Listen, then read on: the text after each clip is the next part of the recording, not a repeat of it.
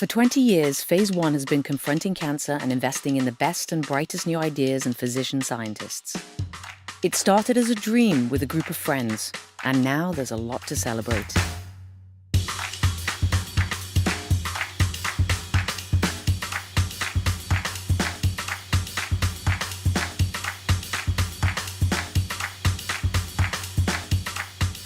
We've raised $20 million. That seed money has helped attract an additional $90 million for our grantees.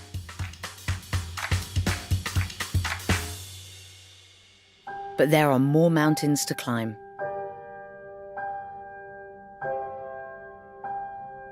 When we look at all cancers, head and neck is the 6th most common cancer in the world.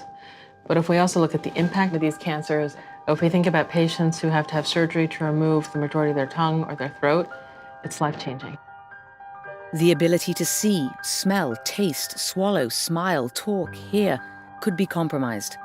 This disease and its treatment have a disproportionate impact on quality of life. Young tongue cancer is rising at an epidemic level and is extremely aggressive.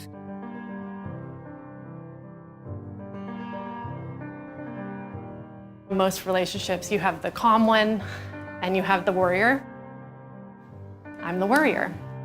What is our life going to look like? Cooking and wine tasting are my passions.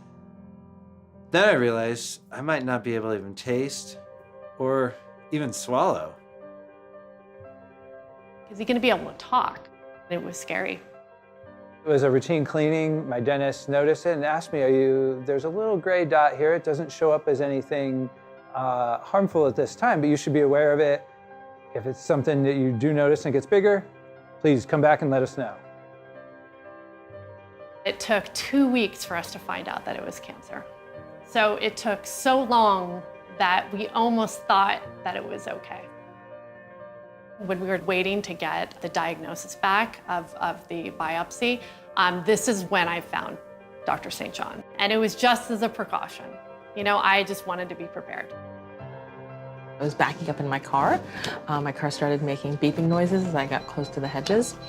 And it occurred to me that when I'm resecting cancer, it's the firmness of the tissue that allows me to really feel where the tumor edges are grossly. But we could do a lot better. We could get down to microscopic levels. Cancer cells look different than normal cells.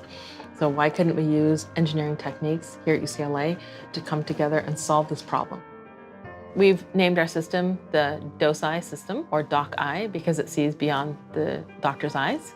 It's an imaging system that allows us to see cancer cells in the operating room.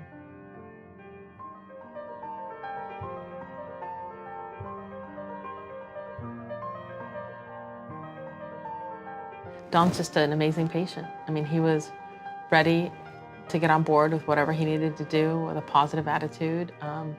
They wanted to take care of this for their 2 sons. So we needed to take enough tissue to get the negative margins, and then we could use our system to validate that the margins were negative, and then we could reconstruct his tongue to allow him to speak and swallow. What will my speech be like? Just simple thing like reading a story to the kids when they go to bed. They're 7 and 5. That's an important part of our day. The tumor was in a problematic location. When tumors are towards the front of the tongue, that's the tip that really allows you to speak and chew. And so in resecting that area, we really have to make sure that we're reconstructing it in the best way possible.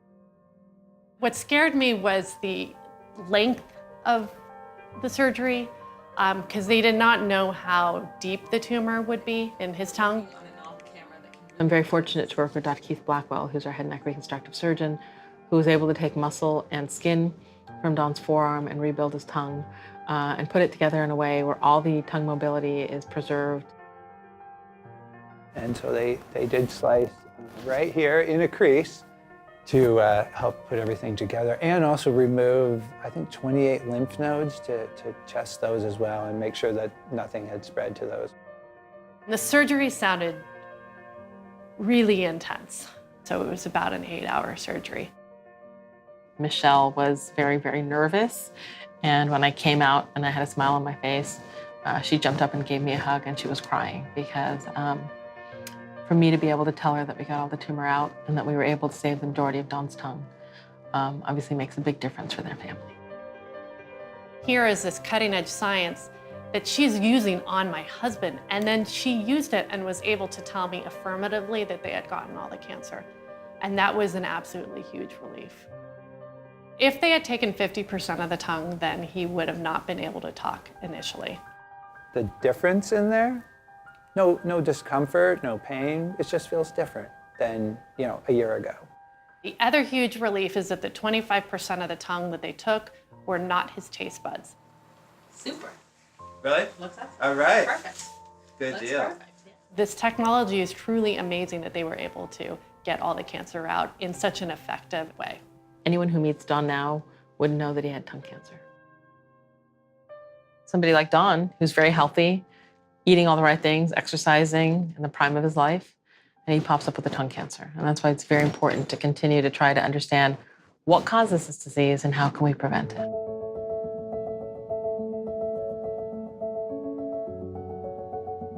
Patients come in because they have a lesion or a nodule on their tongue or their throat. We would be able to image to determine if this is a cancerous lesion or not, and therefore avoid biopsies in these patients and continue to screen patients all around the world. Additionally, the system that we're building is not just useful for head and neck, but it's useful for all solid tumors throughout the body. So I think this is an opportunity to change the way surgery is done, to make it more precise, to really cure the patient and preserve the patient. With Doc Eye's promising results with patients like Don, the system has been further improved. A new attachment includes an endoscopic-style camera, allowing images in small, hard-to-reach areas or via a small incision. With a faster and more powerful circuit board, the system has evolved from still images to real-time video imagery.